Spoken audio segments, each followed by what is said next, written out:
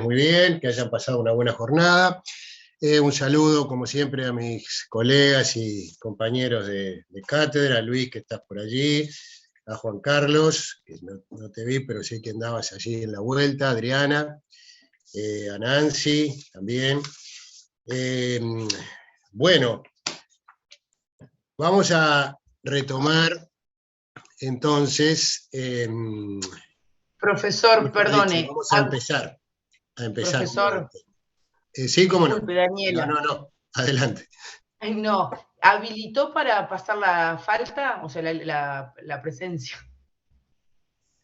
Sí, el sistema, ¿por qué? ¿Porque no lo tienen en la vista? No puedo, por eso. Sí, ya está. Yo pude recién, está perfecto. Sí, eso.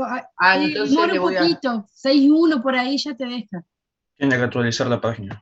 La actualizo, sí, por eso. Perdone, profesor. No, al contrario, está bueno que lo hayas. Gracias. Está previsto que a partir de la hora de inicio de clase ya puedan marcar, pero como dice la compañera, a veces es posible que demore algunos segundos en cargarse.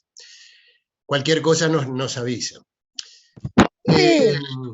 Bueno, dejamos algún minutito, si ustedes quieren, por alguna consulta, alguna duda o algo que quieran expresarse antes de comenzar con este nuevo tema que tenemos acá en pantalla. ¿No? Bueno, muy bien. Hasta ahora hemos venido desarrollando la evolución de la teoría del delito a través de distintas épocas, distintos países y distintos escenarios, donde cada jurista ha hecho su respectiva contribución en procura de obtener un modelo de justicia que sea lo más seguro y le otorgue las mayores garantías. Por eso es que hemos recorrido, ¿no?, los sistemas causalista, finalista, hemos hecho alguna referencia particularmente sobre el sistema funcionalista de Roxin y de Yakov. Y luego hemos analizado la forma estratificada de cómo uno debe plantearse, ¿sí?, las interrogantes para determinar la existencia de una conducta delictiva. Esto es lo que hemos hecho hasta el momento. Ahora lo que vamos a hacer es clasificar a los delitos, porque si hemos llegado a la conclusión que el delito, del punto de vista dogmático, es una acción típica, antijurídica y culpable, y hemos también visto que desde el punto de vista formal el delito es una acción u omisión especialmente prevista en la ley, que contiene un precepto y una sanción, conforme lo establece el artículo 1 del Código Penal. Es decir, si ya sabemos lo que es un delito o cómo se llega a la conclusión de la existencia de un delito, ahora vamos entonces a analizar la clasificación de esos delitos. Cuando se plantea la clasificación de delitos, lo primero que es necesario establecer es que las clasificaciones siempre son arbitrarias. Es decir, se pueden encontrar con muchas formas de ordenar la sistemática de los delitos. Algunos autores excluyen algunas modalidades, otros agregan, otros solamente lo reducen a aspectos sustanciales y por lo tanto dejan fuera los aspectos procesales, etc. Nosotros vamos a ofrecer una clasificación de delitos que procura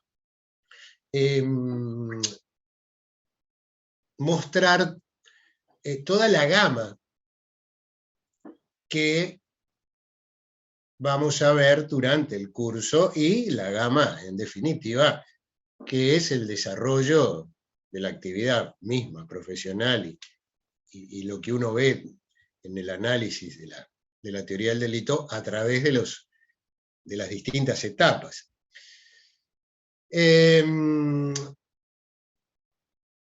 Se puede presentar de esta forma, como la vamos a presentar nosotros, pero también se puede ir analizando en la medida que se vayan cumpliendo las etapas. Porque, por ejemplo, los tipos penales, hay un tipo penal, o hay tipos penales que se pueden analizar en la tipicidad, por ejemplo. Otros cuando lleguemos a la instancia del proceso de ejecución, etc. ¿Bien? Pero bueno, esta propuesta tiende precisamente a que, como tenemos acá en pantalla, puedan identificar los distintos comportamientos, puedan identificar los distintos comportamientos que un individuo puede dar y cómo se van a clasificar desde el punto de vista jurídico.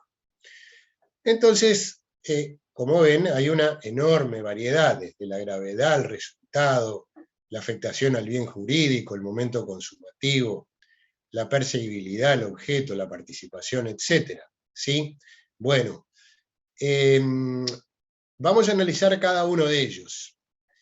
Vamos a ver cuáles son en qué aspectos pueden presentar algún obstáculo o que otro. Bien. El primero de ellos, por la gravedad, el criterio de la gravedad, es precisamente está establecido en el artículo 2 del Código Penal. Históricamente, los delitos tenían una clasificación bipartita. Bipartita significa que se dividían en delitos y faltas. Esto, digamos, prácticamente desde los códigos del siglo XIX, a partir de 1800, los códigos europeos, particularmente los italianos, donde nuestro país y los países de América Latina extrajeron las fuentes, dividían en delitos y faltas. Luego la división cambió a una división tripartita, también en códigos europeos, en otros códigos también latinoamericanos, y en nuestro país esta división comenzó a regir a partir de una modificación de una ley, que fue la ley 18.026, que fue creada, legislada en el año 2006. Esta ley 18.026 es una ley de cooperación penal internacional en relación al Estatuto de Roma de la Corte Penal Internacional, en la cual allí, en este estatuto, ¿verdad? Es un estatuto que en realidad rige, es un estatuto mundial, por decirlo de alguna forma, que rige, por supuesto, para todos aquellos países que hayan suscrito, ¿no? La convención y las respectivas leyes en sus países. Y que procura, ¿no?, la Corte Penal Internacional juzgar delitos que son de gran dañosidad a nivel mundial. Delitos, por ejemplo, delitos de lesa humanidad, delitos de genocidio, delitos de guerra, etc. Hay un tribunal especial que los juzga. Ahora, si uno tuviera que, a grosso modo, decir en qué se diferencian los crímenes, los delitos y las faltas, la conclusión es por la pena. Pero vamos a ver algunos detalles que no son tan detalles, pero que sirven para identificar a unos y otros. Cuando hablamos de crímenes, entonces, tenemos que asociarlos a los delitos que se cometen en el ámbito internacional. Particularmente, de acuerdo al artículo 2 del Código Penal, que establece los crímenes son ilícitos de la competencia de la Corte Penal Internacional, de acuerdo a lo dispuesto en el artículo 5 del Estatuto de Roma, y además todos los que por su extrema gravedad rigen leyes especiales. Ahora vamos a ver este supuesto. Pero lo primero que tenemos entonces es que hay una referencia normativa que nos está indicando cuáles son los crímenes. Son aquellos de competencia de la Corte Penal Internacional. Y la pregunta siguiente, bueno, pero entonces, ¿cuáles son los de la competencia de la Corte Penal Internacional? Bueno, son precisamente los que la propia disposición, el propio numeral 2 del artículo del Código Penal, establece que es el artículo 5 del Estatuto de Roma. Lo que quiere decir que para saber cuáles son los crímenes, tenemos que ir al Estatuto de Roma, al artículo 5. Y el Estatuto de Roma, el artículo 5, precisamente, tenemos acá en pantalla un extracto, simplemente como forma de ayudar a visualizar de qué se trata. Vemos, ¿no?, que entre ellos indica el genocidio, como uno de esos crímenes, delitos. Y establece lo que es allí el genocidio. ¿Sí? Intención de destruir parcialmente grupos raciales, étnicos, etc. El respectivo castigo. Bien. Y también, para saber qué otro crimen está establecido y es posible que la persecución punitiva, bueno, como decíamos, además del genocidio, son los crímenes de guerra, por ejemplo, los delitos de lesa humanidad, por ejemplo. Bien. Ahora, de acuerdo a la disposición del artículo 2 de nuestro Código Penal, ¿sí?, reitero, estamos analizando crímenes de los 3 que existen, crímenes, delitos y faltas, ahora los crímenes, pero también la referencia normativa dice, son crímenes los ilícitos de la competencia de la Corte Penal Internacional, y además, les pido que presten atención en esto, además, todos los que por su extrema gravedad se rijan por leyes especiales. Es decir, el legislador dice que además de ser crímenes los que están especialmente previstos en el Estatuto de Roma, también son crímenes aquellos que por su extrema gravedad se rijan por leyes especiales o por este código, es decir, por el Código Penal. Ahora, la pregunta, la cuestión, el problema que tenemos acá es determinar el alcance de lo que el legislador ha querido decir con extrema gravedad. Porque dice, además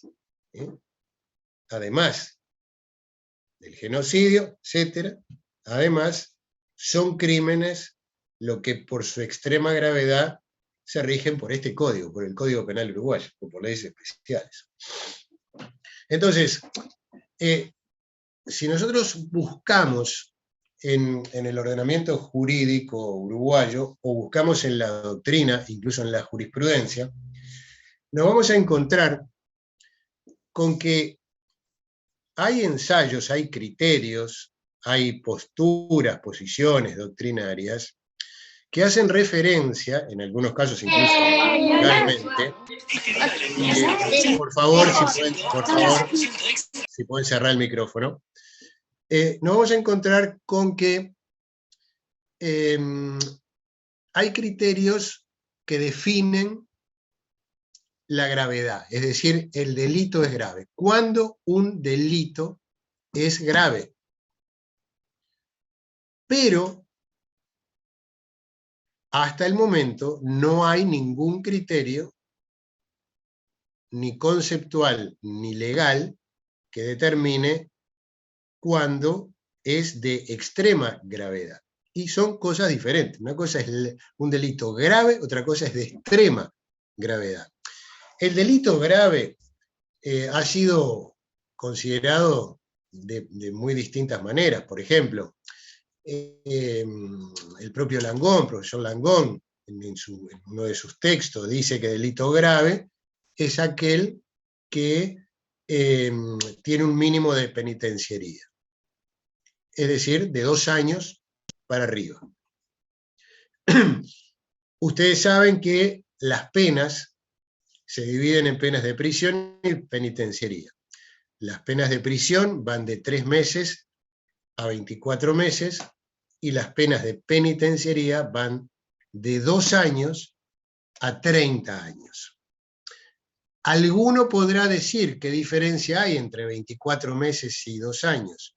Bien, cronológicamente ninguna, pero jurídicamente sí. Porque no es lo mismo una condena a 24 meses que a 2 años. ¿Por qué no es lo mismo? Porque una condena de 24 meses de prisión habilita, por ejemplo, a la excarcelación, habilita a un régimen de libertades diferentes. Una condena de 2 años ya es de penitenciaría y es más rígido el sistema de libertades, por ejemplo. Entonces, para considerar que un delito es grave, Disculpe, algún profe. criterio... Sí, claro, por favor. ¿Me puede repetir esta última parte que me pareció muy interesante? El tema de los 24 meses, la diferenciación esa que hizo usted. Claro, con mucho gusto. Decía que, de acuerdo al Código Penal, los delitos se dividen en relación a la pena, en aquellos que se castigan de 3 meses de prisión hasta 24 meses de prisión. Y otros que se castigan de 2 años de penitenciaría hasta 30 años. Cuando son de 2 años hasta 30 años se llama precisamente pena de penitenciaría. Cuando son de 24 meses, de 3 meses hasta 24 meses se llaman penas de prisión. La diferencia está en el régimen de derechos que se otorga a unos y a otros. Régimen de derecho en cuanto, por ejemplo, a el sistema de libertades.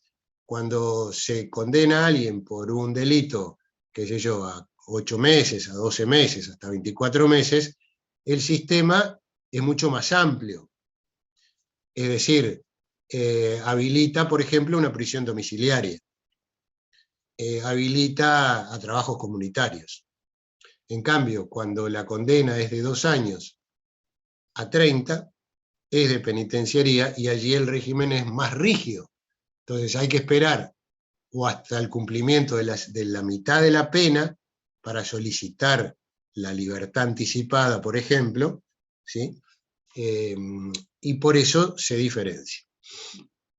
Desde luego, en aquellos casos en que no se haya llegado a un proceso abreviado y sea de cumplimiento efectivo. Pero si es de condena, tienen que cumplirse determinados periodos para poder solicitar los derechos. Esas son las diferencias esenciales.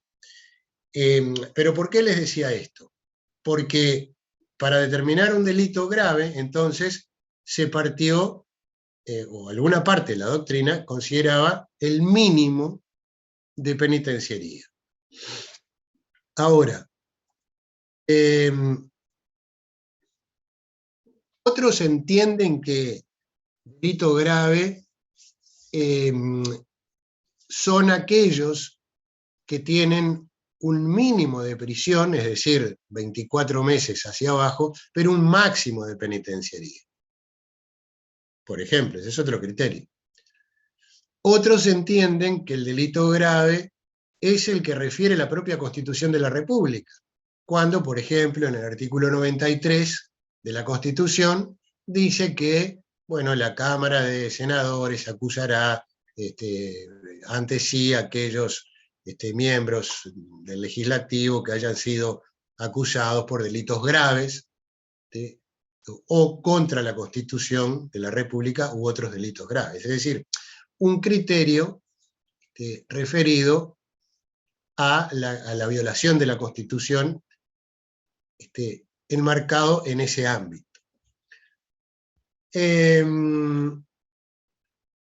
Ahora, hay otro criterio que también que son criterios legales que establecen, por ejemplo, cuáles son los delitos que están considerados delitos graves, por ejemplo, como en el caso de hipótesis de terrorismo. Donde en algunos casos se establecen también mínimos legales, y entonces ese mínimo legal se considera como que es un delito grave. Ahora, en toda esta gama de opciones, el legislador o la doctrina se ha pronunciado, como les decía, por el concepto de delito grave. Por lo tanto, nosotros tendríamos que construir un concepto, o habría que construirse, ¿no?, actualmente, un concepto para poder determinar qué es un delito de extrema gravedad. Pero el problema es que doctrinariamente no se puede considerar, porque la pena es un atributo específicamente reservado para el poder legislativo. Es decir, los legisladores, ¿sí?, en uso de la delegación que el pueblo le da, como representantes, son los que crean y determinan, crean los delitos y determinan las penas. Por lo tanto, debemos concluir que si hipotéticamente uno tuviera que considerar algún quantum punitivo, va de suyo que tendría que ser superior a los delitos graves. Entonces, no hay forma de poder determinar cuándo hay un delito de extrema gravedad que se rija por leyes especiales por este código. ¿Sí? En definitiva, cuando nos referimos a crímenes, tenemos que concluir necesariamente que los crímenes son aquellos que están exclusivamente referidos en el Estatuto de Roma de la Corte Penal Internacional. Y que esta referencia del artículo 2 del Código Penal es un vacío, que hasta el momento no se ha podido llenar.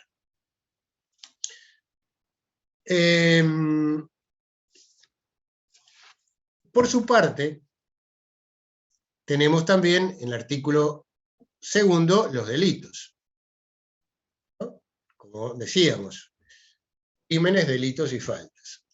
Lógica consecuencia, si los crímenes son aquellos previstos en el Estatuto de Roma, los delitos son todos aquellos que no están previstos en el Estatuto de Roma y que sí lo están en el orden jurídico interno, ya sea en el Código Penal, que es una ley, y también en las leyes especiales, como las leyes contra el lavado de activos, las leyes de urgencia, las leyes de la LUC últimamente, porque hay leyes de urgencia del año 90, la ley de género, ¿verdad? Todos esos, estas leyes contienen delitos. Bien. Y luego tenemos las faltas. ¿Sí?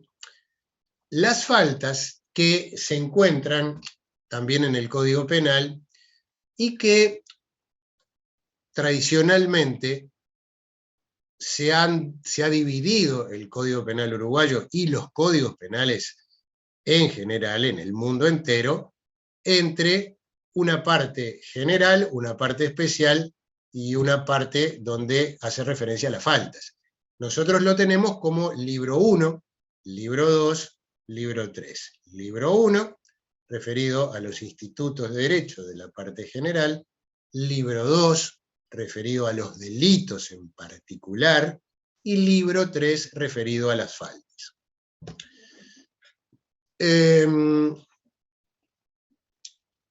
Hace relativamente poco tiempo se legisló una ley, que es la que tenemos acá en pantalla, la 19.120, que sustituyó determinados tipos penales que establecía el libro 3 del Código Penal. ¿Sí? Lo actualizó de alguna forma. La cuestión es saber cuál es la diferencia entre delitos y faltas. ¿Sí? Entonces, allí es que tenemos que recorrer otro camino, ¿no? Y nos preguntamos, como decimos acá en pantalla, cómo distinguir una falta de un delito.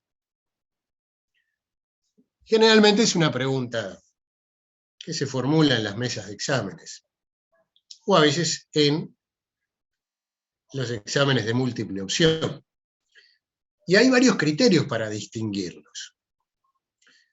Uno de ellos, por ejemplo, tiene que ver con la afectación del bien jurídico. Es decir, una forma de saber cuándo estamos frente a un delito y cuándo estamos frente a una falta es valorar el bien jurídico que se tutela. Cuando el bien jurídico es de fundamental importancia, como por ejemplo la vida, la integridad física, delitos contra la libertad sexual, etc., estaríamos frente a un delito. Cuando, por el contrario, lo que se protege son normas más bien de convivencia ciudadana, estaríamos ante una falta. Por otro lado, sí, cómo no. Disculpe, ¿podría repetir eso? ¿De la afectación Claro, del bien jurídico? sí, lo de la afectación del bien jurídico. Sí. Sí, claro, claro, por supuesto. Son criterios de interpretación que la doctrina ha buscado para marcar un límite, ¿sí? Y uno de ellos es fijarse qué protege. Entonces, si nos encontramos con una norma que protege valores fundamentales, como por ejemplo decíamos la vida, entonces vemos que lo que protege la vida es a través del delito de homicidio. Lo que protege otro bien fundamental, como la integridad física, es a través del delito de lesiones.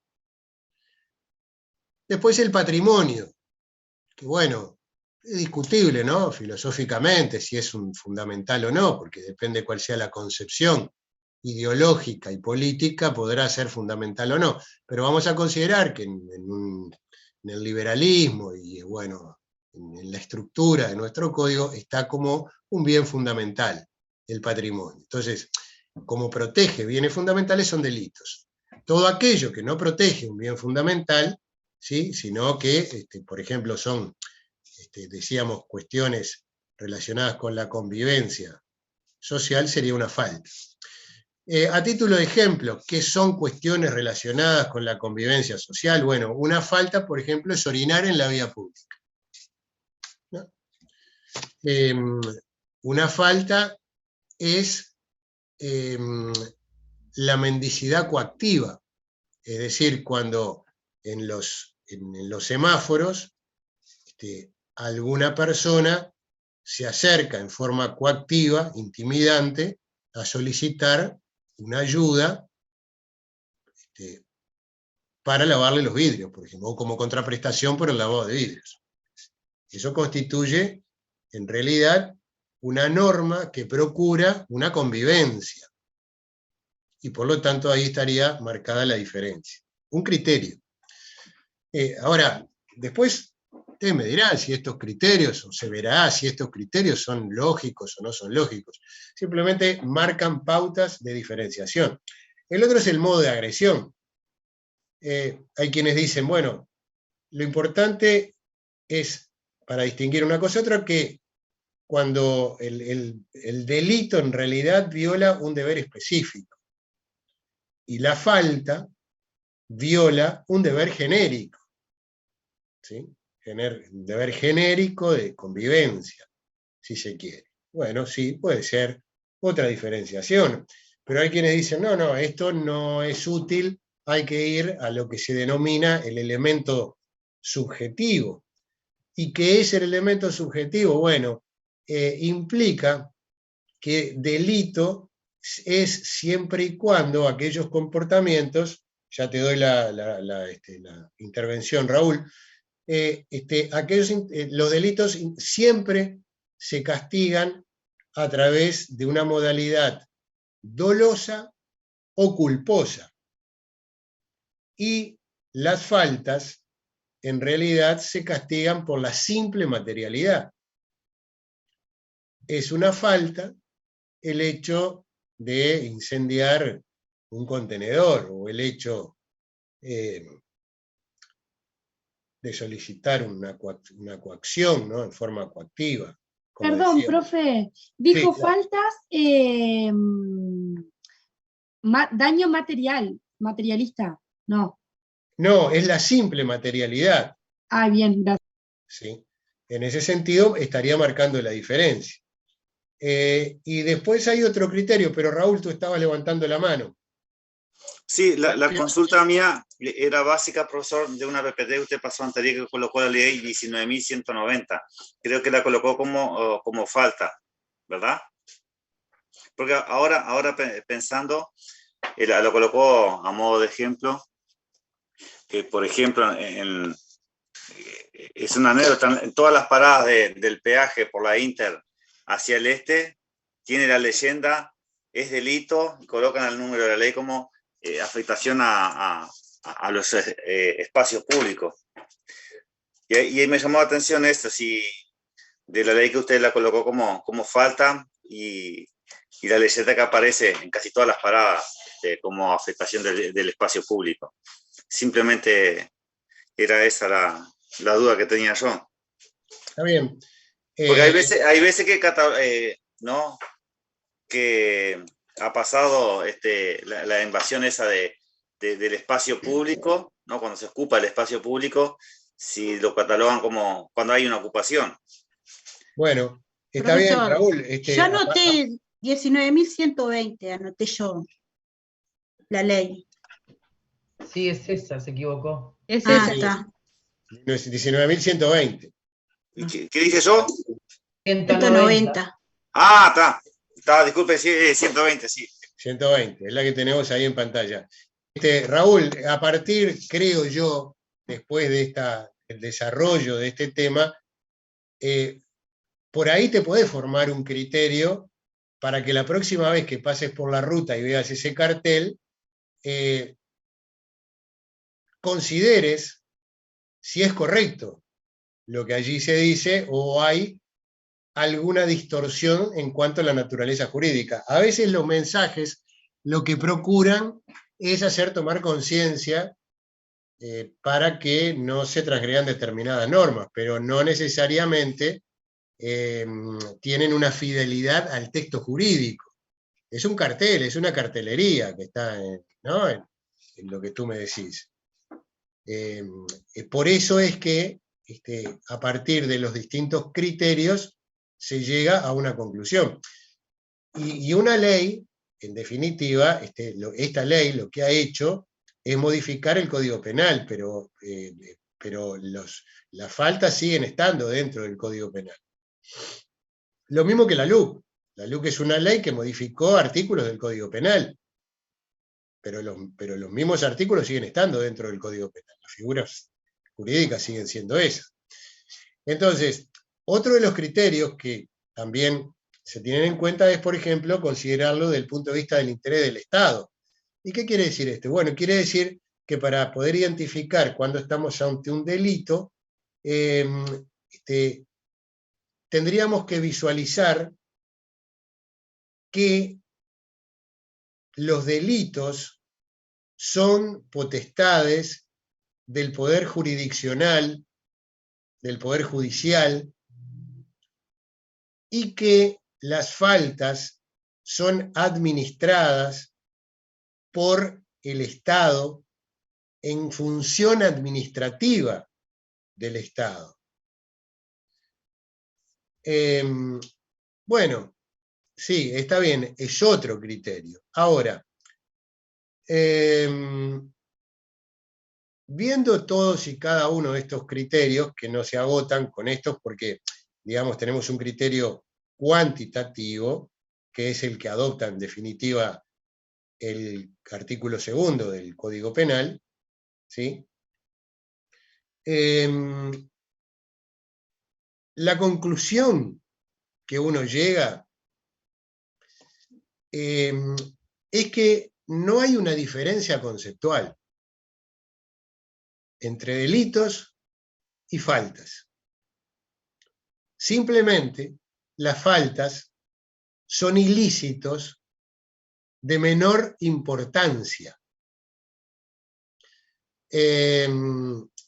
Decía Carballa, un profesor de nuestra facultad, que son delitos enanos, ¿sí? Para simplificar una medida de valoración entre unos y otros. A tal punto es así que el artículo 2 dice en el acápite división de los delitos. División. No está diciendo que hay diferencia, dice que todos son delitos.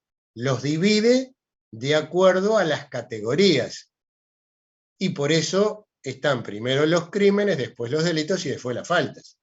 Por eso es un criterio de gravedad en función de la pena.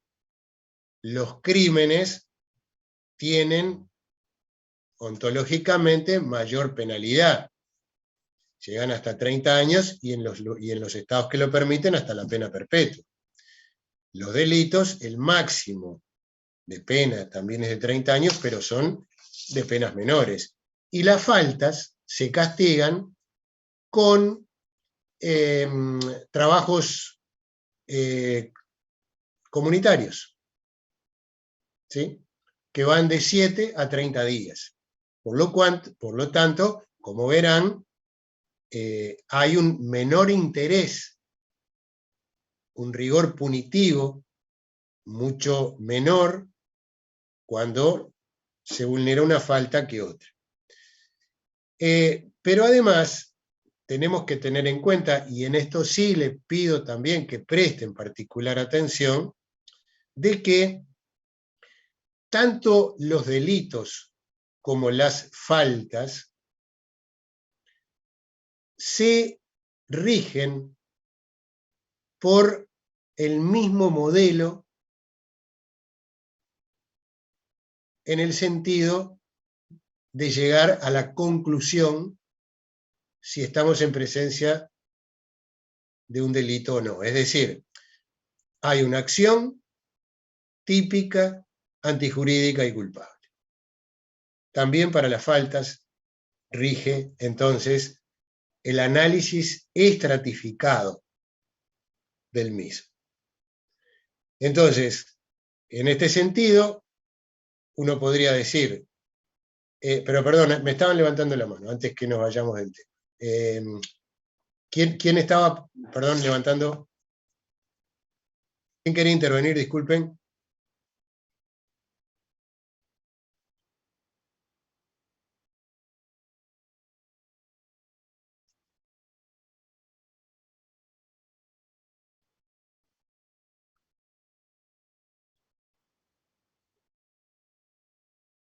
Sí, así fue como se resolvió por parte de los tribunales. Tal cual es así. Y le dieron 18 días de trabajo comunitario. Bueno, está dentro del plazo. Por eso mismo, dentro del plazo. Entre 7 y 30 días. Tatiana, estás levantando la mano. Adelante, Tatiana. Sí, que no escuché hoy cuánto dijo que tenían de pena los delitos. ¿Los delitos o las faltas? No, los delitos. Los delitos es entre 3 y 24 meses, que son pena de prisión, y de 2 años a 30 años, que son pena de penitenciaría. Ok, gracias. Con mucho gusto. Profe, perdón, ¿le puedo hacer otra consulta antes que siga? Porque usted Sí, dijo hoy, volviendo un poco más para atrás, que los delitos de extrema gravedad no había un criterio que lo definiera. Sí, ¿no? correcto. Sí. Pero usted ahora diciendo que el Código Penal está organizado en crímenes, delitos y faltas, los crímenes sería de extrema gravedad.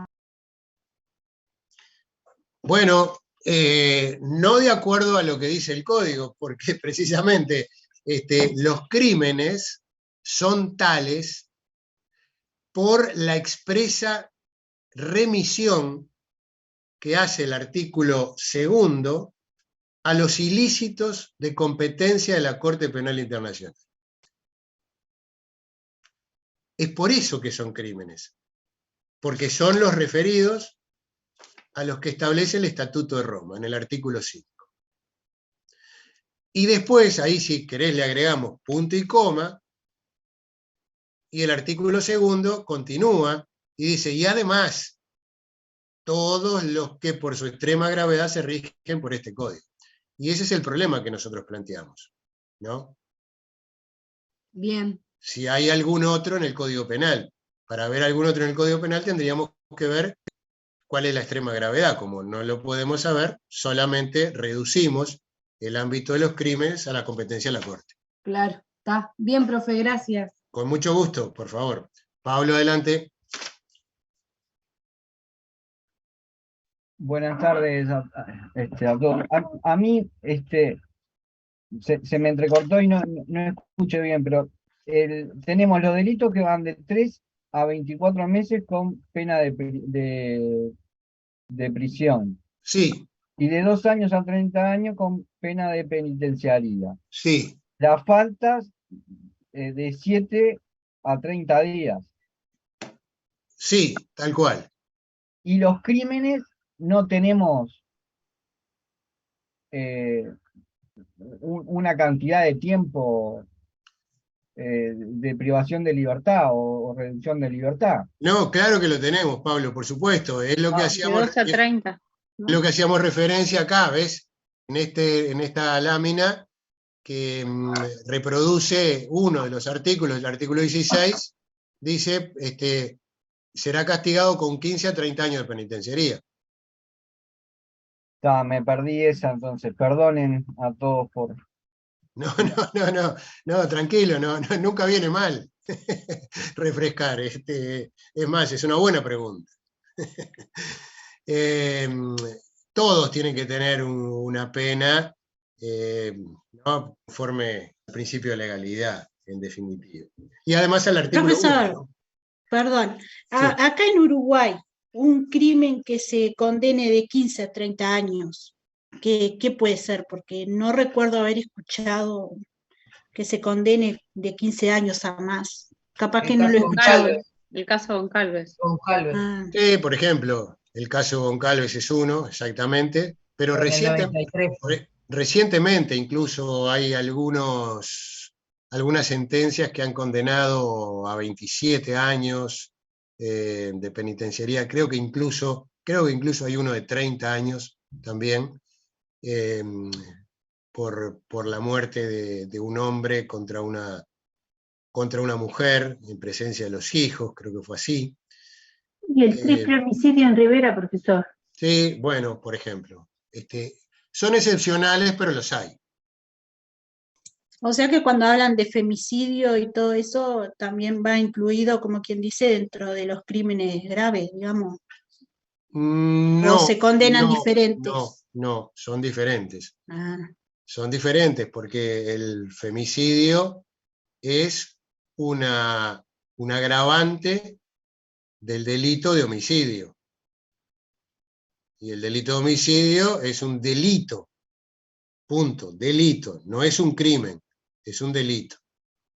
¿Por qué no es un crimen? Porque no está establecido a texto expreso, ¿verdad? Como ilícitos de la Corte Penal Internacional. o Bien. sea que resumiendo, sí o sí tiene que estar establecido en la Corte Internacional para que diga que es un crimen. Exactamente. Gracias, ahora sí me quedó clarito. Bueno, espectacular. Bueno, le decía, acá tenemos algunas faltas, ¿no? Abuso de alcohol, mendicidad abusiva, como veíamos, arrojar basura en lugares no habilitados, el vandalismo en los depósitos de basura, conducción de vehículos, etc. Hay algunos problemas que suelen resultar interesantes analizarlos, porque, por ejemplo, una de las faltas que establece esta ley, no es el código en definitiva, es no llevar casco, ¿verdad? Conducción de vehículos motorizados sin casco protector. La cuestión es, ¿qué pasa si el conductor de la moto lleva a un acompañante que no tiene casco? ¿No? Esto que podría resultar una interrogante banal, pueril, un tema menor, ¿no? A ver, cuando estamos hablando de teoría del delito, problemas existenciales mucho más complejos, existenciales jurídicos, ¿no? ¿Qué nos vamos a estar preocupando si el que va acompañado tiene casco? Bueno, sí, nos tenemos que preocupar por esto, porque también a partir del análisis de estas cuestiones nos hace tomar conciencia de otro de los grandes temas que tiene que ver con la coautoría, con el concurso de delincuentes, que está establecido, vamos a ver más adelante, en los artículos 59 y siguientes del Código Penal, de 59 y siguientes del Código Penal, digo bien. ¿Por qué? Porque, en definitiva, la ley acá dice conducción de vehículos motorizados sin casco protector. Ahora, esta norma solamente penaliza al conductor o también penaliza al acompañante. Porque si partimos de la base que el sentido de la sanción o de la punición es una prevención general, es decir, para que todos los demás ciudadanos sepan que si alguien va en una moto sin casco va a ser penalizado con trabajos comunitarios. Si ese es el sentido de la norma, es el sentido de la pena, en definitiva, también tendríamos que considerar que llevar un acompañante sin casco se incurre en coautoría de la falta y por lo tanto ambos deberían responder con trabajos comunitarios. ¿Y por qué? Porque en definitiva la coautoría, uno de los aspectos vinculantes, tiene que ver con que es coautor aquel que de alguna manera realiza una conducta indispensable para que el otro pueda también generar una conducta ilícita. Y va de suyo que si yo no llego en la moto, no podría ser nunca una sanción. Por lo tanto, el llevar en la moto a alguien implica un comportamiento indispensable que está establecido en el artículo 61, numeral cuarto del Código Penal. Aún así, hay algunas diferencias bien marcadas con los delitos. Y esto tiene que ver, por ejemplo, porque las faltas solo se castigan en forma consumada. Los delitos se castigan en forma tentativa de homicidio, ¿verdad? Pero no hay una falta en tentativa. No hay tentativa, por ejemplo, de alguien que vaya a incinerar el contenedor. O lo incinera, ¿sí? O no. ¿Hay vandalismo o no lo hay? Después, las faltas admiten errores de derecho. Esto es importante. Para nuestro sistema punitivo, el error de derecho no excusa. Esto es porque lo establece el artículo 2 del Código Civil, pero también lo establece el artículo 24 del Código Penal. Error de derecho hasta el momento. Salvo, dice, que se tratare de una falta. Entonces, en ese caso, se puede acreditar que el error en que se incurrió fue por ignorancia crosa, es decir, uno nunca pudo saber efectivamente que lo que estaba haciendo era una falta.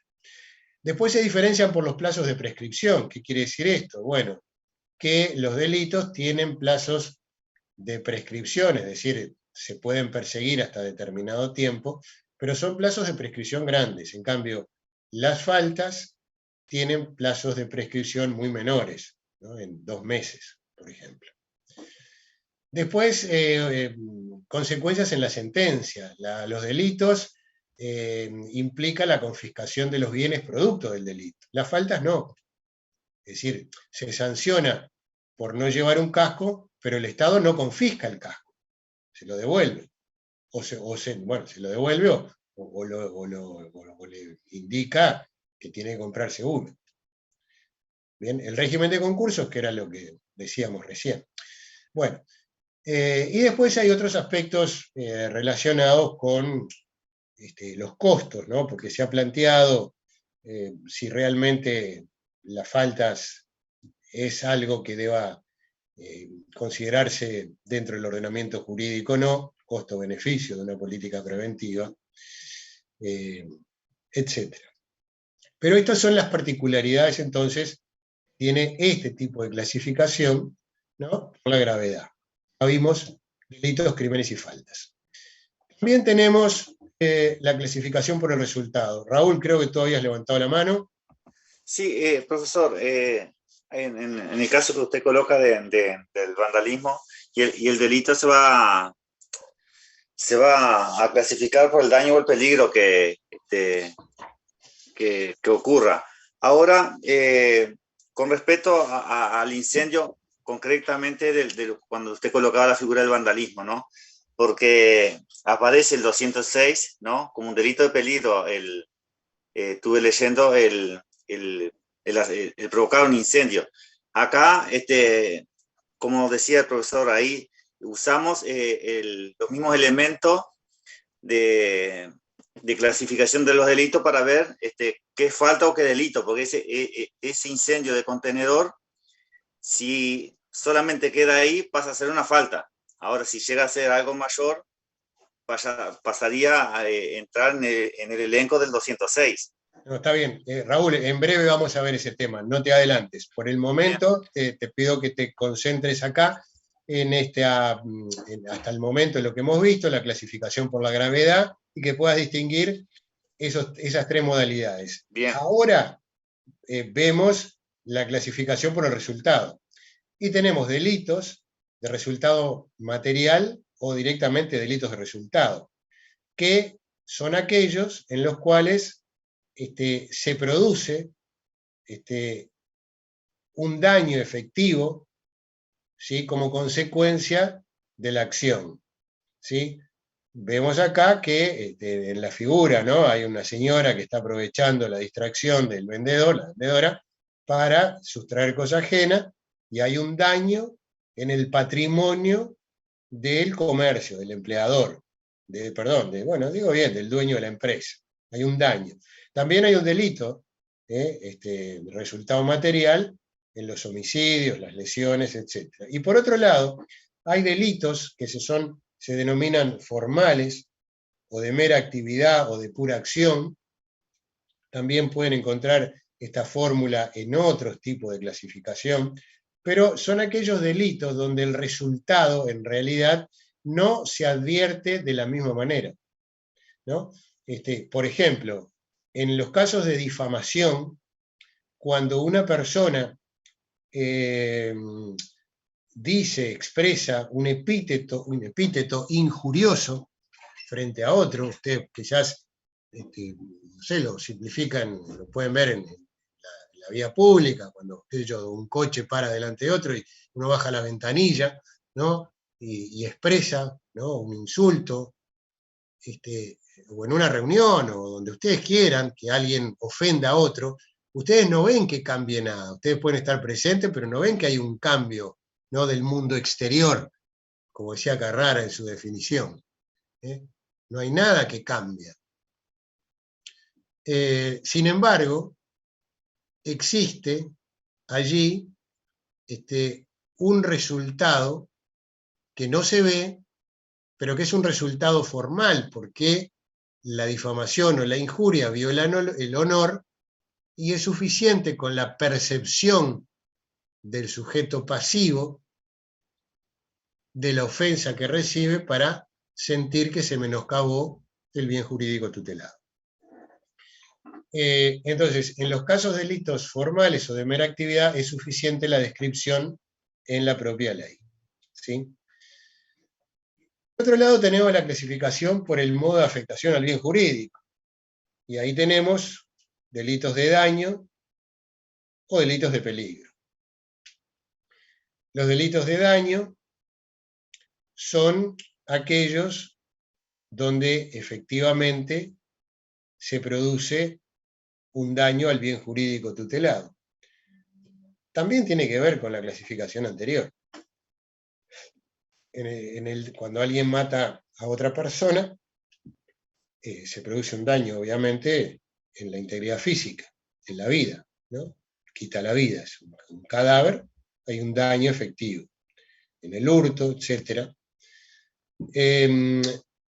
Y este delito de daño, o los delitos de daño en realidad y de peligro, tienen también una base jurídica establecida en el artículo 3º del Código Penal, que se refiere a la relación de causalidad.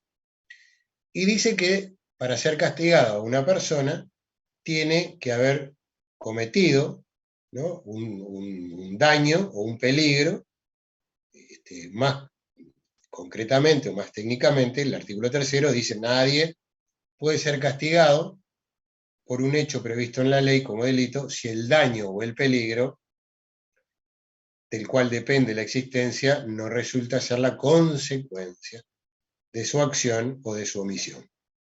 Es decir, este artículo 3º es la base jurídica para sostener estos delitos, esta clasificación, ¿no? Tiene que haber un daño o un peligro, si no, no hay opción para castigar a nadie. El daño es un daño material, el peligro, en realidad, que es la otra forma de afectación, es la objetiva probabilidad de ese daño. Objetiva probabilidad. Y cuando hablamos de objetiva probabilidad, tenemos que hacer una distinción entre delitos de peligro abstracto y peligro concreto. Pablo, adelante. Sí. O sea, un ejemplo brusco. Si yo tengo intención de matar a alguien y lo quiero matar ahogándolo y le doy un vaso de agua, y voy a la comisaría diciendo que quise asesinar a fulano dándole un vaso de agua porque quería que se muriera ahogado, o sea, ahí, por más que tuviera la intención, que hice la acción de darle el vaso con agua y todo lo demás, evidentemente no hubo ningún tipo de daño. O sea, por más que moralmente, ¿no? O sea, tuviera esa intención. ¿Sí? Es así, como tú decís. No hay ningún daño allí porque no se afectó el bien jurídico tutelado, que en este caso era la vida de la persona. Profesor, Sí, cómo no. perdón. No, no, al contrario. Y también en esto podría entrar de forma, vamos a decir, colateral, por decirlo de alguna forma, los delitos los delitos imposibles. No, no, Georgina, no. Los delitos imposibles están vinculados al proceso de ejecución del delito, que es otra modalidad, es otra forma de clasificación, y que tiene que ver en realidad con la tentativa idónea o tentativa inidónea, etcétera, que se pueden ver más bien en otro lado.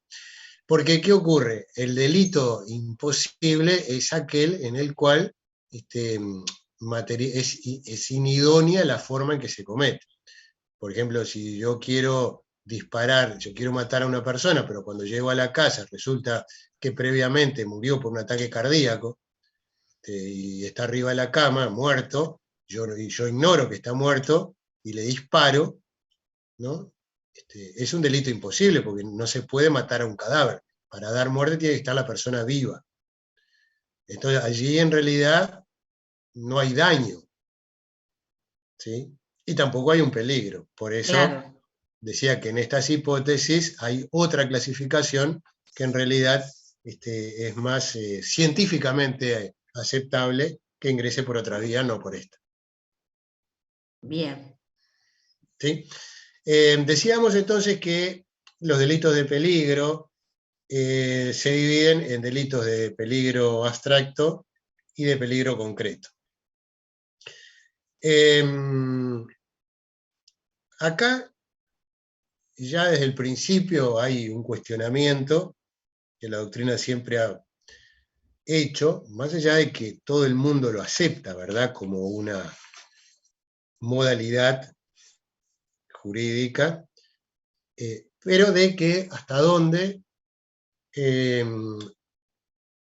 son conductas que pueden realmente castigarse, porque en definitiva, en los hechos, si se considera el peligro como la objetiva probabilidad del daño, quiere decir que el daño no se ha producido. Ahora, si no se ha producido el daño, entonces, ¿qué es lo que estamos castigando?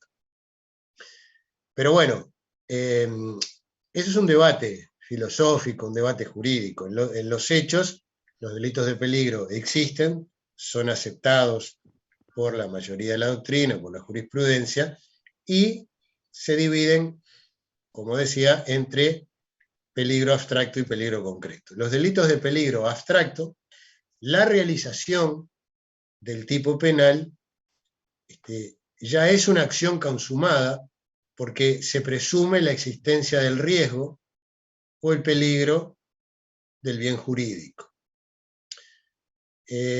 Como ejemplo, el delito de abandono de niños y de personas incapaces, que está establecido, si mal no recuerdo, en el artículo 329 del Código Penal, donde se parte de la hipótesis en que abandonar a un niño menor de 10 años, eso es lo que establece el tipo penal, o a una persona con ciertas incapacidades físicas o intelectuales, ya de por sí es un peligro para su existencia, para su integridad física, para su vida.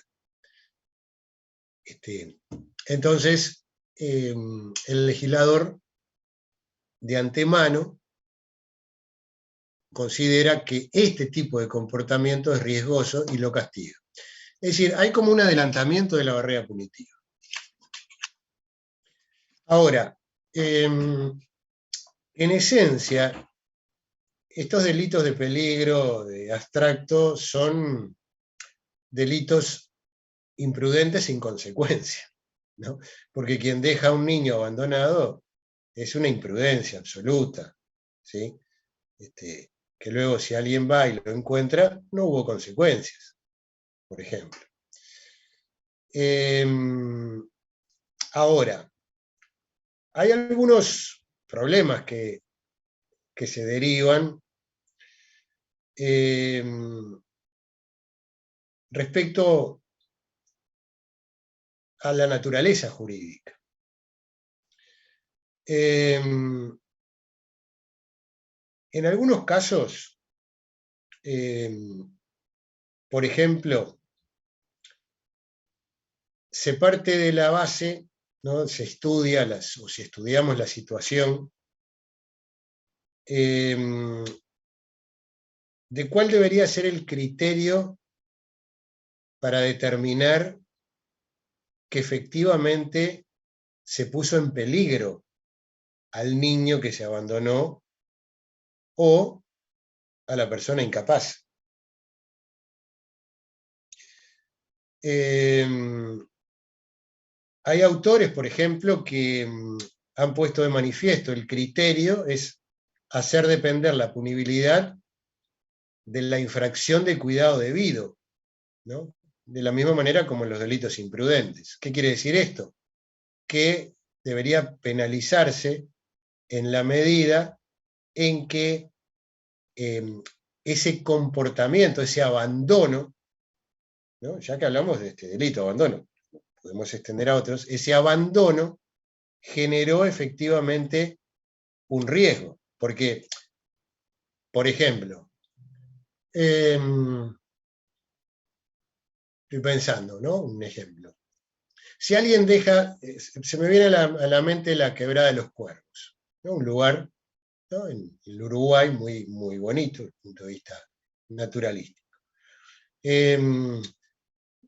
No es lo mismo que alguien deje un anciano en silla de ruedas en la Quebrada de los Cuervos, que no sé qué profundidad tiene, creo que tiene 60 metros o 50 metros, la verdad, no lo sé, si alguien es de allí, de ese paraje del interior, o si alguien sabe, está bueno poder decirlo, ¿no? Pero quiero decir, no es lo mismo que uno deje un anciano en una silla de ruedas en la Quebrada de los Cuervos, a que lo deje en la esquina de una comisaría, por ejemplo, o que lo deje a metros de un hospital, por ejemplo.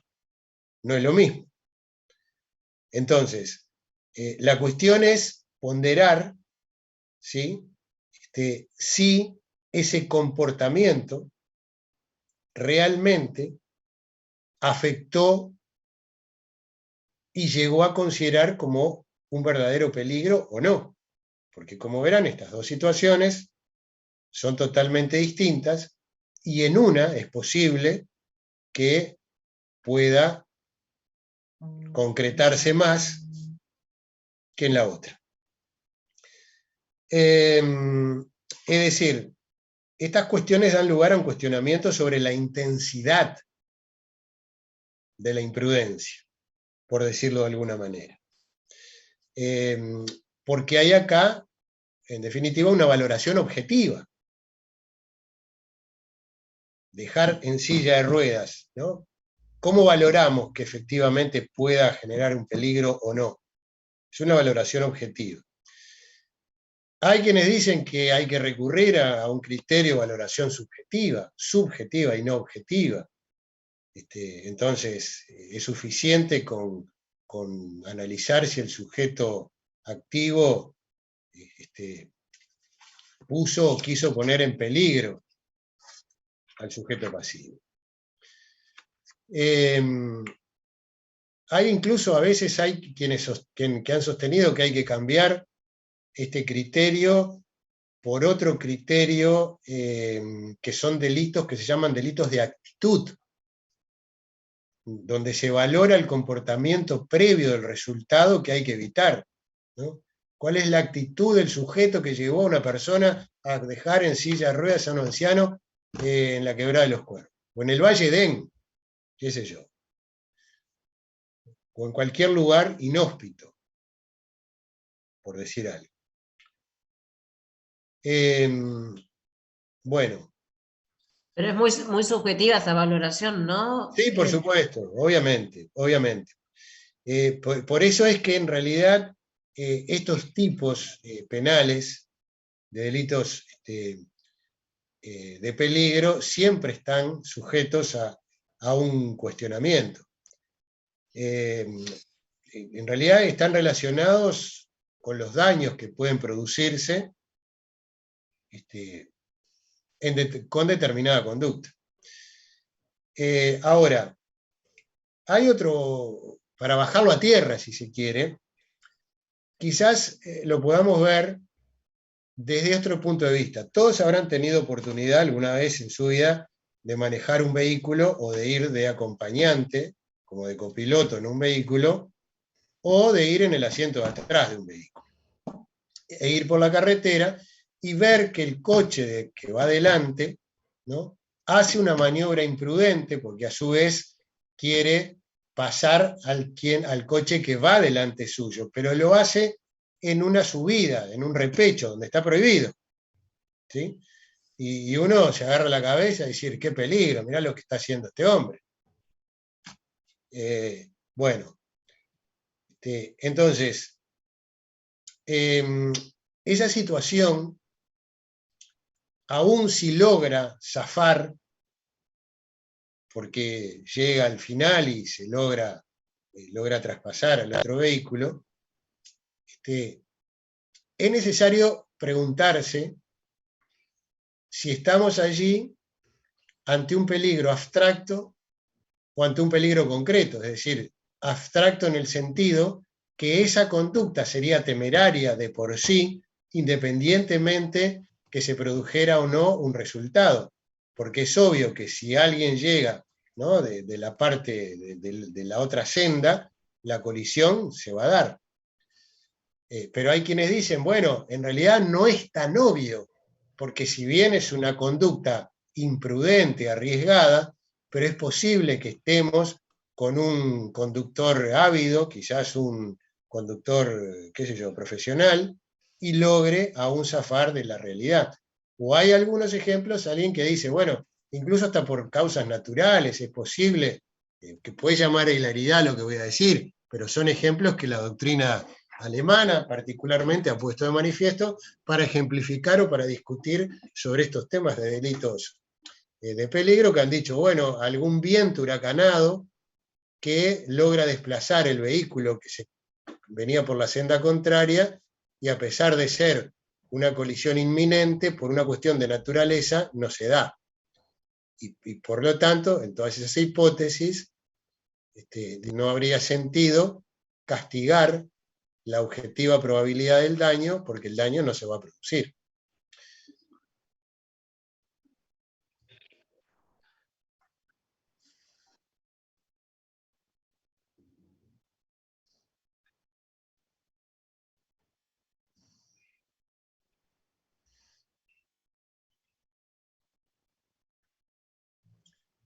Sí, por supuesto, pero hay ordenamientos jurídicos que castigan como delito este tipo de comportamientos. Entonces, como lo que decimos que la teoría del delito lo que procura es analizar las categorías para que pueda ser una aplicación universal. Después cada uno lo ajustará al ordenamiento jurídico de su respectivo país y verá, como tú bien decís, si esto es un delito en nuestro ordenamiento jurídico. No, en realidad es una falta, sí, una falta, obviamente, pero podría llegar a ser un delito de peligro. Si consideramos que acá existe la probabilidad objetiva del daño. Lo que ocurre, claro, no está traducido en un tipo penal como sí está traducido el artículo 329 del abandono de niños incapaces. Y por eso es cierto lo que tú decís. Ahora, algunos aspectos similares, ¿no? Como conducir bajo la influencia de bebidas, ontológicamente, es un delito de peligro abstracto. Y bueno, técnicamente es una falta, tampoco lo es. Y los delitos de peligro concreto, en realidad requieren, en el caso específico, que se haya producido un peligro real para el objeto jurídico protegido. El ejemplo, y acá venimos con el incendio que decía Raúl hace un rato, es necesario cuando alguien, porque el incendio es suscitar una llama peligrosa, es un delito, ¿verdad? Establecido en el artículo 206. Ahora, suscitar una llama peligrosa, ¿qué significa? Que alguien exponga a partir de esa acción material el peligro al bien jurídico que se pretende salvaguardar, que puede ser una propiedad, por ejemplo. ¿Sí? Entonces, en ese que...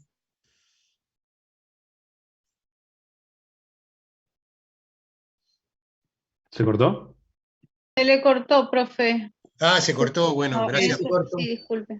No, al contrario, gracias por avisar. Decía que es necesario acreditar que encender una llama no es peligroso para la afectación de un bien jurídico.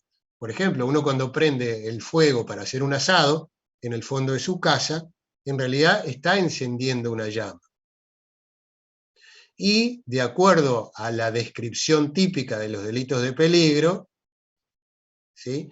Es necesario acreditar que esa llama estaba controlada, porque estaba dentro de un recinto especial, con características, etcétera, que no generaba un riesgo para el resto del inmueble, y por supuesto para las personas, para los invitados.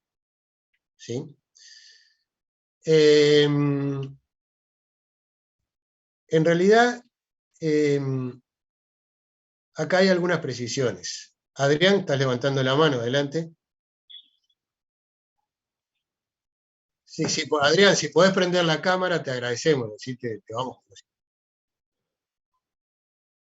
Bueno, dale, tranquilo, dale.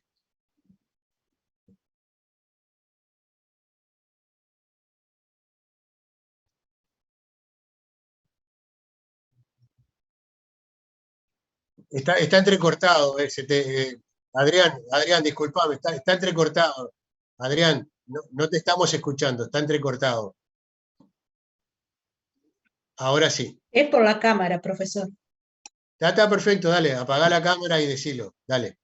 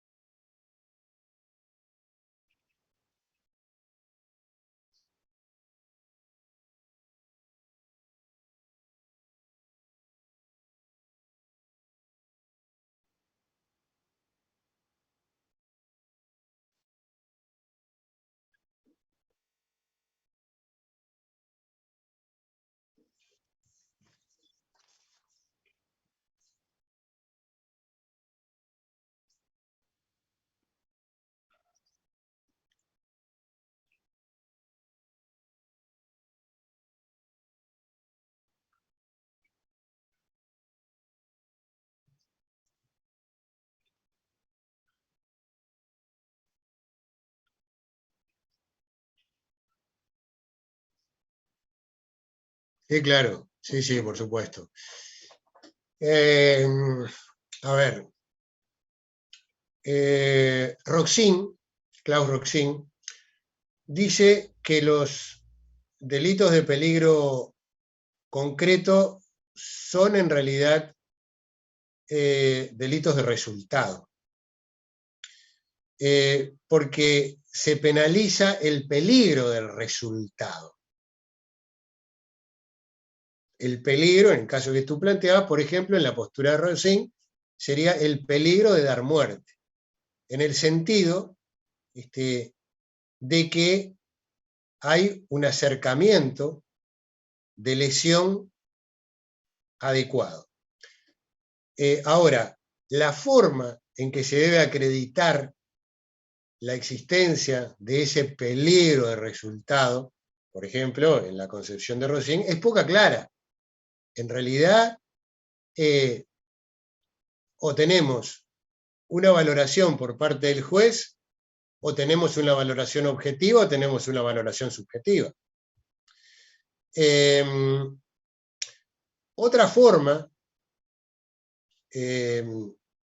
¿por qué es un problema? Porque en realidad el peligro es predominantemente de naturaleza fáctica y no jurídica. De allí que una de las críticas que se formulan es que el peligro no se puede determinar con carácter de una validez general, sino solo en el caso concreto. Quizás lo que sí se pueden extraer dos soluciones, y por ahí puede resultar como una solución al caso que tú planteabas, Adrián, se pueden extraer dos conclusiones. Primero, que para saber si estamos en presencia de un delito de peligro concreto, hay que tener una acción que ingrese en el ámbito operativo de quien lo pone en peligro. Acción que ingrese en el ámbito operativo de quien pone el bien jurídico en peligro. Por ejemplo, encender un fósforo, ¿no? Y acercarlo a una fuente de combustión. Y segundo, que la acción típica tiene que haber creado un peligro próximo de lesión al bien jurídico que se pretende tutelar. De esa forma, podría uno acercarse a resolver estos problemas que tú en particular planteabas, y a partir de ahí considerar si estamos en presencia o no. Esta un poco es la solución actual, te diría, pero antes se valoraba algunos otros aspectos, ¿no? Por ejemplo, la intensidad de la puesta en peligro. Intensidad. Yo lo que estoy viendo, perdón, es que estamos pasado de la hora, ¿no? Pero les termino esta idea.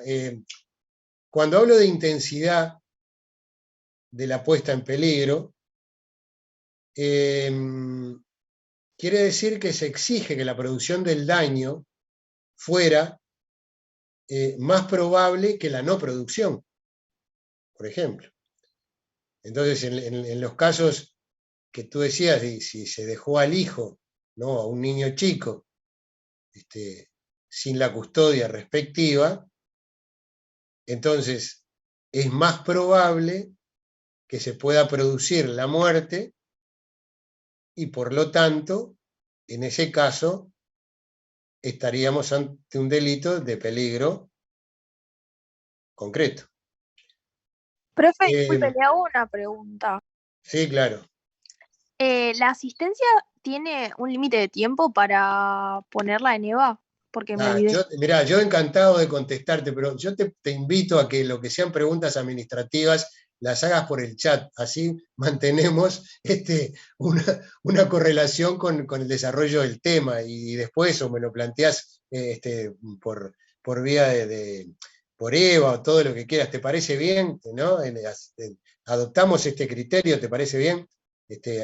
Porque si yo te explico eso ahora, nos vamos del tema. Estamos con muchos pocos minutos y me gustaría simplemente terminar la idea. Te pido disculpas por no contestar, pero te invito a que lo formules de esa manera.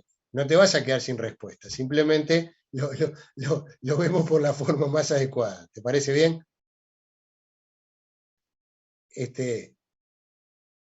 Bueno, no recibí. Profesor. Sí. Sí, Solo una adelante. acotación, que quería hacerle solo una acotación, estoy intentando prender el video. Sí, claro. Yo me desempeño en el ámbito de aviación civil como inspectora. Ah, bien, perfecto. El derecho aeronáutico considera mucho el peligro del accionar de la persona como actuó, por ejemplo, del comandante de una aeronave. Claro. Entonces, en algunos accidentes, por ejemplo, donde han habido fallecidos, a veces los jueces nos llaman a algunos de nosotros para que le expliquemos cuán irresponsable o cuán imprudente fue el accionar de esa persona. Porque lo que se trata de medir es si sabía lo riesgoso que estaba haciendo su accionar. Entonces es una forma, creo que se valora, al menos en ese tipo de derecho que es el que yo conozco, se valora mucho la intención y lo que se dice si agotó los medios o no para evitar el daño. Eso es lo que le quería comentar. Digo, evidentemente el juez no puede conocer de todas las materias, pero bueno, puede asistirse de repente a una persona que le diga si es peligroso o no, o si fue imprudente o no.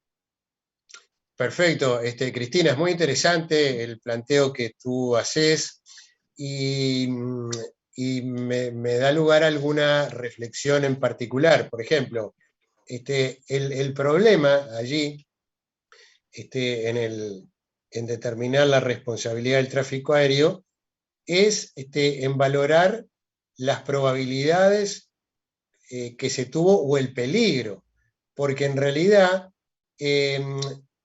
no da ninguna garantía el manejar probabilidades, porque uno puede manejar la probabilidad de que hubiera una corriente de aire, por decir algo, ¿no? Una visión desde un neófito. Yo no conozco de ese tema, pero me lo imagino. Entonces, estamos en presencia de probabilidades, pero no dan garantías, donde en definitiva todo quedaría reducido a la experiencia del perito o a la experiencia de un juez.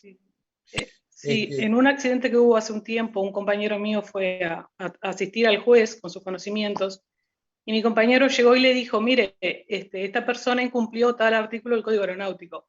Y la jueza se le enojó y le dijo, déjeme lo jurídico a mí, yo le vengo a preguntar a usted si fue imprudente o no. Entonces ya quedó cortada la comunicación.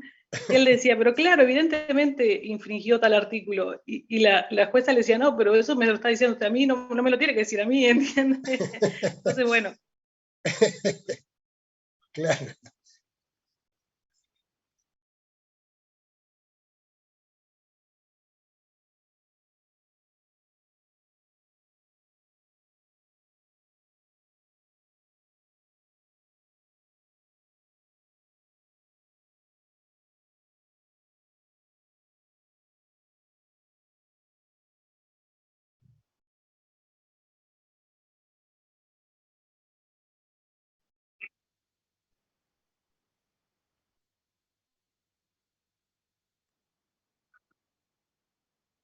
Sí, pero, a ver, pero el juez, ¿qué es? ¿El juez qué es? El juez es un operador del sistema, es uno más. ¿El fiscal qué es? Es un operador del sistema, es uno más. ¿El abogado qué es? Es un operador del sistema. Todos los operadores del sistema, independientemente del rol que desempeñan, tienen que fundamentar su decisión en base a criterios jurídicos. Y el juez, que tendrá obviamente su interpretación, pero el fundamento tiene, la resolución tiene que tener un fundamento. Y allí uno lo podrá compartir o no. Entonces, por eso es que estamos viendo distintos abordajes y distintas formas de resolverlo. Es más, te diría, este problema que estaba planteando Cristina, hay quienes han sostenido que se puede suplir, ¿no?, los criterios arbitrarios, etcétera, por una teoría. Hay un autor alemán, H-O-R-N, Hort, que dice que hay un peligro concreto cuando las leyes causales estadísticamente evidencian la realización de un resultado en determinadas circunstancias. y que no se produce, en realidad, por causas excepcionales, ¿no? Uno podría decir por milagro, por decir algo. Pero claro, también esto tiene su crítica, porque desde las ciencias naturales todo tiene una explicación. Entonces, este criterio de Hoare también estrecha demasiado el concepto de peligro concreto. Junemann, que es otro autor alemán, plantea otra teoría que se llama la teoría normativa del resultado de peligro. Y el resultado, en realidad, él dice, no se produce por el azar. Sí, Juan Carlos, ¿cómo no? Perdón, Sony 31. Uy, por favor, no, te agradezco, no sé Juan Carlos, te agradezco la interrupción. Les pido disculpas a todos por haberme pasado. Vamos a cortar acá y desarrollamos en todo caso la postura de Junemann en la clase que viene y seguimos con este tema. Perdón, profesor, en la clase que viene seguimos con clasificación de los delitos. Sí, seguimos clasificación, pero ya nos metemos en el tema que en realidad deberíamos haber empezado hoy por el cronograma, que es la acción. ¿Sí? Profesor. Bueno, vamos bien igual. Profesor. Bien. Sí, cómo no. Profesor, disculpe. Sí, no, adelante. Yo le quería hacer una consulta con respecto a la PPT que estaba mostrando. ¿Se la puedo hacer al comienzo de la clase que viene? Así terminamos tranquilo. Sí, claro. No, puedes hacer a partir de la clase que viene, puedes hacer la consulta también a través de Eva. Está perfecto. Bien, gracias. Con mucho gusto. Gracias a ustedes. Bueno, sí, cómo no. No, es una sugerencia. Yo cursé con usted parte especial el semestre pasado. Y había puesto un foro para que nosotros pusiéramos las dudas que teníamos administrativas allá afuera, para pedirle que lo ponga, lo habilite en Eva, así quizás no hay tantas dudas administrativas en la clase. Sí, espectacular. No, está bien. Sí, yo me acuerdo de ti, ¿cómo estás? Yo con mucho gusto, yo lo armamos y lo subimos. ¿Sabés cuál es el problema? Es que tú te recordarás, el año pasado subimos el foro para que hicieran así todas las consultas y nos llegaban todas las consultas por vía privada. Entonces, nos pasamos reiterando lo mismo que decíamos en vía privada después cuando un compañero preguntaban bien. Entonces, este año dijimos, bueno, vamos a suprimir el foro general, porque si todo el mundo lo hace por vía privada, pero bueno, no pasa nada, lo armamos, lo subimos con mucho gusto, y a partir de mañana canalizan allí todas las inquietudes. Así que, bueno, bárbaro tu propuesta, al contrario, para nosotros es mucho mejor. Dale, gracias. Bueno, que pasen todos ustedes muy bien.